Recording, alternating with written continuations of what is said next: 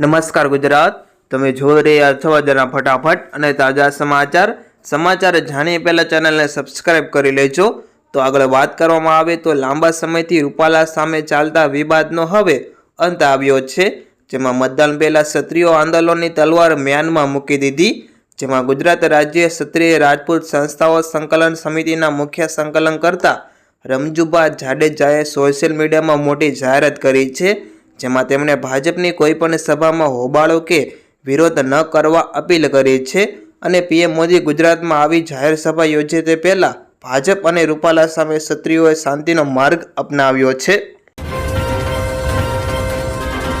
તો આગળ બીજા સમાચારની વાત કરવામાં આવે તો પોરબંદરના માર્કેટિંગ યાર્ડમાં છેલ્લા 1 મહિનાથી કેસર કેરીની આવક થઈ રહી છે અને ગીરની કેસર કેરી કરતાં બરડા પંથકની કેસર કેરીનો હવે સ્વાદ તો મિત્રો કંઈક અલગ જ હોય છે।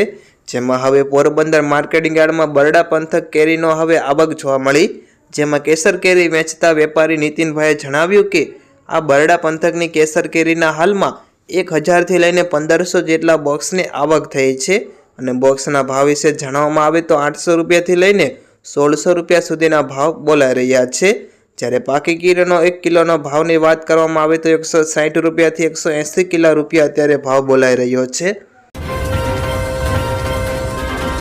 તો આગળ મહત્વના સમાચાર આવી રહ્યા છે કે આવનારા T20 વર્લ્ડ કપ માટે 15 સભ્યોની ભારતીય ટીમની જાહેરાત કરવામાં આવી છે, જેમાં BCCI આ ટીમની જાહેરાત કરી। જેમાં ટીમમાં વાત કરવામાં આવે તો પહેલું રોહિત શર્મા કપ્તાન, યશસ્વી જયસ્વાલ, સૂર્યકુમાર યાદવ, વિરાટ કોહલી, સંજુ સેમસન, ઋષભ પંત, શિવમ દુબે, હાર્દિક પંડ્યા, રવિન્દ્ર જાડેજા, અક્ષર પટેલ, કુલદીપ યાદવ, ચહલ, જસપ્રીત બુમરાહ, અર્શદીપ સિંઘ અને મોહમ્મદ સિરાજ અને રિઝર્વ ખેલાડીમાં રિંકુ, શુભમન ગિલ, ખલીલ અહમદ અને આવેશ ખાનનો સમાવેશ કરવામાં આવ્યો છે। જ્યારે આ વર્લ્ડ કપ છે તે 1.5 મહિના પછી યોજાવાનો છે। તો અત્યારે ગુજરાતમાં મોટા ભાગની શાળાઓમાં પરીક્ષાઓ પૂર્ણ થઈ ગઈ છે અને હવે પ્રાથમિક શિક્ષણ નિયામકની કચેરી દ્વારા ઉનાળુ વેકેશનની જાહેરાત કરવામાં આવી।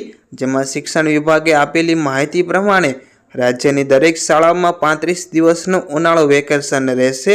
જેમાં શિક્ષણ વિભાગે માહિતી આપી છે કે શાળાઓમાં 9 મે 2024 થી 12 જૂન 2024 સુધી ઉનાળુ વેકેશન રહેશે, એટલે કે વિદ્યાર્થીઓને કુલ 35 દિવસનું ઉનાળુ વેકેશન રહેશે।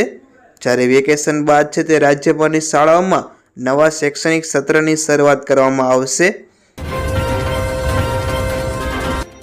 તો સોના ચાંદીના ભાવમાં આજે ફરીવાર ઘટાડો નોંધાયો। જેમાં ઇન્ડિયા બુલિયન એન્ડ જ્વેલર્સ એસોસિએશનના જણાવ્યા પ્રમાણે આજે 24 કેરેટ સોનું 209 રૂપિયા સસ્તું થઈ ગયું અને 72,239 રૂપિયા પ્રતિ 10 ગ્રામ ઉપર પહોંચી ગયું। જ્યારે 22 કેરેટ સોનું છે તે 66,171 રૂપિયા અને 18 કેરેટ સોનું 54,180 રૂપિયા પ્રતિ 10 ગ્રામ ઉપર પહોંચી ગયું। જ્યારે અહીં ચાંદી છે તે 460 રૂપિયા સસ્તી થઈને 80,914 રૂપિયા પ્રતિ કિલો પહોંચી ગઈ છે। તો રાજ્યમાં વાતાવરણને લઈને હવામાન વિભાગે આગાહી કરી। જેમાં હવામાન વિભાગની આગાહી મુજબ આગામી 3 દિવસ ગરમી યથાવત રહેશે, જેના 3 દિવસ બાદ તાપમાન ઘટવાની શક્યતાઓ દર્શાવાઈ હતી।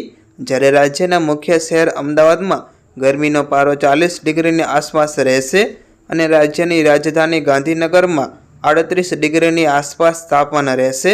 જ્યારે દરિયા વિસ્તારમાં 2 થી 3 ડિગ્રી જેટલો તાપમાન વધવાની શક્યતા દેખાઈ રહી છે। તો આપણે જણાવી દઈએ કે પ્રધાનમંત્રી કિસાન સન્માન નિધિ યોજના કેન્દ્ર સરકારની યોજના છે અને જેનો ઉદ્દેશ્ય છે તે ખેડૂતોને આર્થિક મજબૂતી બનાવવાનો અને આપવાનો છે અને એમાં યોજનાઓ હેઠળ તમામ જમીન ધારક ખેડૂત પરિવારોને વાર્ષિક રૂપિયા 6,000ની નાણાકીય સહાય પૂરી પાડવામાં આવે છે અને એનો હપ્તો છે દર 2,000 રૂપિયા છે તે 3 મહિનાના એન્ડમાં આપવામાં આવે છે। જ્યારે આગામી આ 2,000 રૂપિયાનો હપ્તો છે તે આ મહિનાના એન્ડમાં આવી શકે છે કાં તો આવતા મહિનાના એન્ડમાં આવી શકે છે।